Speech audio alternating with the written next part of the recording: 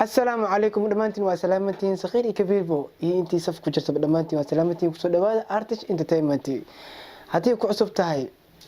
subscribe leh like na saar share asxaabtaasi u qaybs barnaamijkeena maanta muxuu ku saabsan yahay madkasiisin macnaha dhalinyarteena Soomaaliya waxbarashada wax dhammaysan maxaa haysiin waa maanta 9 sano wax laga dhiibay maanta xamaadiya tahay 8 sano wax laga dhiibay maanta waxa leelefo wareejiyoosa meelaha neetiya waxa ku sameeyay marka waxaan ku soo qaadaynaa for example motorada wadaagii 8 sano wax laga dhiibay habartiis ayuutii wuxuu koris iyo maxaan lahay irafaad iyo qoraxday fadhisi hala sano qoraxday fadhisi maxaad isgaarka waxa ku nuqaa injineer ku nuqaa laakiin aawe motorada aqligaas maleey waa baxay as'aada anzal iyo ikhra iyo waxa la fadhisaa iyo maxaan lahay kistiil siiyo waxa way waa qeybiha snapchat aan galina sana yeelina waxaan yeelina iyo waxa ku jira kaligiis ma ahan waa badihiin dhalinyarteen Soomaali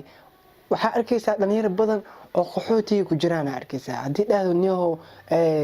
babayaw waxa wax u baraways yani waxa wax ka baraha Mareykanka u socda biridam fiisiya iyo socdo waxa wax ka baraha kali wax barashada maxaa macnaha ka kuma uu tagay baan u dhahay mis waxa uu tagay ifa uu tagay u dhahay no waa qaldantaa waxa barashada waxa waaye halka shay oo macnaha khabriga loo galaayo waaye khabriga loo galay ma qofka qaadaysa firaatay ma jirto waraa kana aw kar safar Mareykan oo jira waxa barasho ma dhigahay arbacadana socda maxaa ka bara u dhijin hatta maxaa Mareykan maxuu ka haya door loo khalqalo adama harta markii inay oo macnaha door iyo khalo iyo macnaha dhalintan Soomaaliya Mareykan markay tagaan Donald Trump wuxuu nacay waxa waaye wax barashada aan waayirto aqoon aan waa jahilnimo aan Soomaali noo nacay wax kale ma loo nacay madax adeegan uu sheegay wax waaye wax ma bartaan waa dhalintan hadii wax baratiin wax barashadiina heer ma lahan iskoolku waa tagaysin iskoolku markii tagtiin meesha la yiraahdo buugi iyo wax niidnasiisin niidin waxa leeyahay uu soo dhaji ma adoon uu soo dhaji ma xali soo dhaji waay maxaan ninki wax qaaday miya misnigu wax qoray oo dadka wax geeyay Mareykan waay maya waxa laga rabaa wax barashada inaad daacad u ahaadid oo markii fasalka oo soo gashid buugi oo muraajac ku sameystay wixii abarteen la rabaa laakiin hadii aqligeegi oo gilisay ina Mareykan la aadaysid oo wax barashadii meel dhigtay hadoo artay dhalinyarteen inta badan waxay u badihiin kuwa banooni ka sheekeeyay aqli kale ma la banooni ka sheekeeyay Ronaldo oo Messi san yali heesada macnaha gurigiisa gubti ya Chelsea al hurgufi wax daran la sheegtiin hadda waxa arkaysaa dhalinyar badan oo islii markii tagtid amal for example am islii kaliyeed ma baahanbo meel kasta soo Muqdisho kale meel kasta Hargeysa kale waxa arkaysaa fadhi ku diridayaashii meesha la yiraahdo odayaashii ana fadhi ku dirir wuxuu bilaabay aqoon la'aan oo bilaabay marka hadda fiiri dhalinyar badan waxa arkaysaa oo ka hadlayaan qabiil ay ka hadlayaan waxay ka hadlayaan maxal sheegi aqligiisa dhan wuxuu galiyay YouTube aduuna fiiri dhalinyartu waxa la what do you want to be wuxuu dhahay I want to be actor I want to be an engineer I want to be a zbazina rawa like Soomaali waa kana I want to be wuxuu ku dhahaa doctor raba inaan noqdo ku dhahaa laakiin doctor raba inaan noqdo ma ku dhaho meeshii laga rabay inuu ka dhaweeyo aawi maxaa wax ka baraa ku dhahaa Afrika wax barasho ma taala kana de Afrika wax barasho taalin inta taala marka wax barashada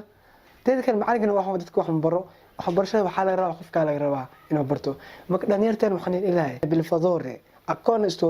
إسقاطات لقوة بيركال دو الإيطالياني معناها وحبرشة وحواي باور واي أود واي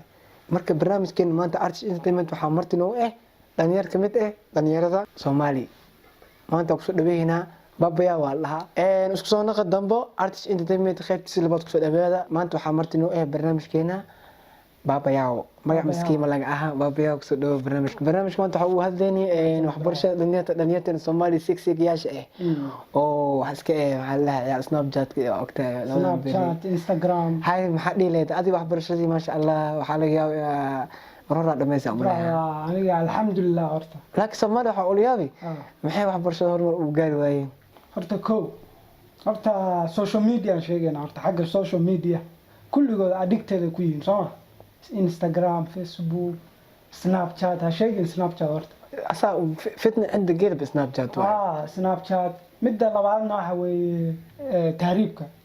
saaxiib dhalinyaro badanaa badda nooga dhammaadeen sax akhyaar badanaa isnaqaanaa badda ku dhammaadeen sax yaa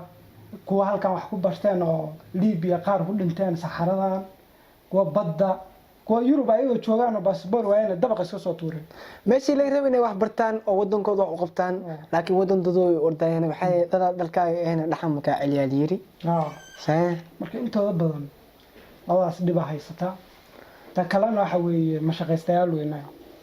ma jeeda intooda badan waxay rajeen kuwa xiraan mushaar badan mushaarka moogtaa lacag badan ma 10 kun hadii laga bilaabo oo yasa shaqadii xoolaha shaqadaas ma bi anfacdo baa ma anfacdo wuxuu ahay baabiyaha dhalinyarteena Soomaaliya oo kamid macnaha maanta waxa uu hadlayna barnaamijkeena waxbarashada aqoonta uu hadlayna adduunkan waxa loo joogo waxa waa in wax la barto waa waxbarashadana ma ka hirto meel kasto waxa waa godkaasi taa la galaysaa marka waxaan dhilahay dhalinyarteena Soomaaliya waxa la barto hooy waxbar ee wadanka wax u taray sheekada maruusa ma hine hada Donald Trump kala ma ku neclahay maanta yaa ku neclahay wadantooda yaa ku dhilay wadankii iimaan yaa ku dhilay yaa sharci ku wicil la di wax barleed hadii aqoon lahaa lahayd maanta yaa ku guul lahaa waay maya waay waxa yiri ingiriisiga waxay dhahaan language is the power education is the key of the success ya marka waxaan dhalinyarada Soomaaliya waxaan idin wax barta gacantiin wax qabsada maanta aqoon leedahay adaa lagu tuuga laakiin hadii kiba tahay adaa wax tuugays qaxooti dhankayna ma ahajirin marka walaalayaal waxaan ilaa bilfadoore wax barta misbeentay waa صح صح wa salaamatiin waa aniga artist iyo wadaagay oo marti maanta noo ah Maxamed Baabayaawo waxaan leenahay amaana Allah like subscribe and share see you next time next day and we will meet together